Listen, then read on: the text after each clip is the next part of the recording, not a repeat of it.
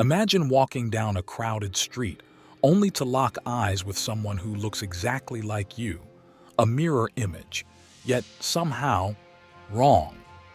In this story, you'll hear a chilling tale of a young woman who encountered her doppelgänger, a mysterious double that left her questioning reality. Welcome to Echoes in the Dark.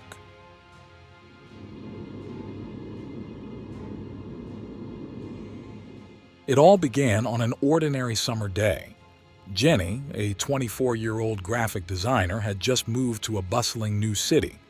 Adjusting to life in a new place can be unsettling, but she was ready for a fresh start. One evening, while walking back from her favorite coffee shop, Jenny caught a glimpse of someone on the opposite side of the street.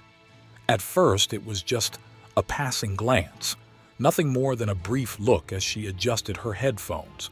But something felt strange.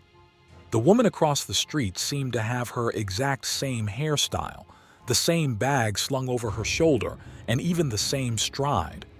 She wore the same jacket Jenny had on and moved with an almost identical rhythm. Curiosity got the better of her, and she slowed down, studying this woman who seemed to be her exact double. A bit spooked, Jenny thought it must be a bizarre coincidence, a stranger who happened to look a lot like her. But then, something even stranger happened. The woman stopped walking, looked up directly at Jenny, and smiled. Jenny felt a jolt of fear.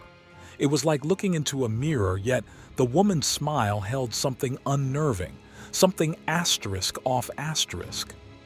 That night, she couldn't shake the encounter. She thought of mentioning it to her roommate, but she figured it would sound too strange. Who would believe that she'd seen her own twin wandering the city? Days passed, and Jenny started to forget about it until she saw her double again. This time, it was in a park. Jenny was sitting on a bench, reading a book, when she noticed the figure out of the corner of her eye. Her heart raced as she looked up to see the same woman, wearing the same outfit Jenny had on that day, standing by a tree and watching her. Trying to rationalize, she assumed it was some elaborate prank, maybe a trick played by someone who had access to her social media photos. But when she stood up to confront the woman, her doppelgänger disappeared behind a tree. Jenny rushed over, determined to find out who this person was, but the woman had vanished. Confused and unsettled, she called her best friend to tell her everything. Her friend suggested it was just someone with a striking resemblance, or maybe her mind was playing tricks on her. But things only escalated. Jenny began to see her double more frequently, on the subway, at her workplace, even at her favorite bookstore. She'd look up from a shelf and catch a glimpse of herself between the aisles, only for her double to vanish seconds later. Each time, the other Jenny seemed to be getting bolder, her smile more unsettling, her movements less natural, as if mocking Jenny's every step. Then one night, things took a terrifying turn. Jenny returned home late and unlocked her apartment door, only to find herself. There, sitting in her living room chair, was her double, gazing back at her with an expression that sent a chill down her spine.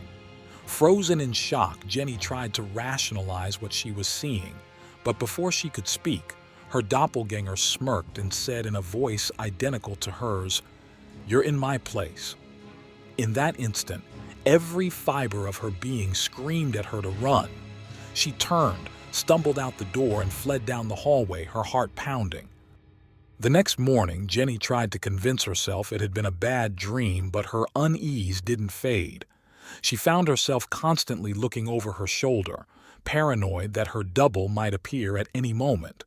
And then, one day, her fears were realized. She received a message on her phone. It was a selfie, but not one she'd taken. It was a picture of her double, wearing her clothes, with a chilling message that read, "You've been replaced." That was the last straw. Jenny decided to leave the city, hoping that by putting distance between herself and her double, she could escape this nightmare.